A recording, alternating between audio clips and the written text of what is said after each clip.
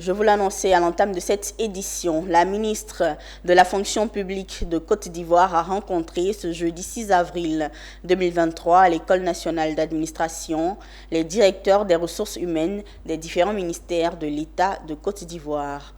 Au cœur de leur réunion, les problèmes des fonctionnaires recrutés et non affectés depuis les années 2019, 2020 et 2021. Une réunion technique qui s'est déroulée à coups de chiffres. Reportage de Philippe Zabo et d'Augustin Kra.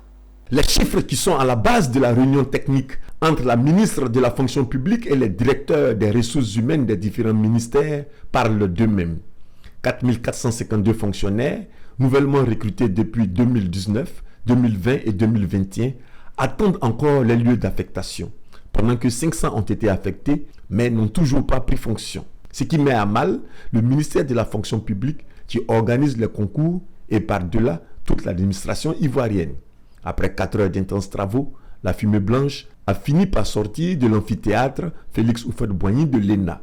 Parmi cette cible de non affectés, nous avons une bonne frange qui veut choisir son ministère d'affectation, ce qui n'est pas acceptable. La deuxième explication est due au fait que dans certains ministères, justement, il y a des profils qui ont été affectés, mais qui ne correspondent pas tout à fait aux postes disponibles.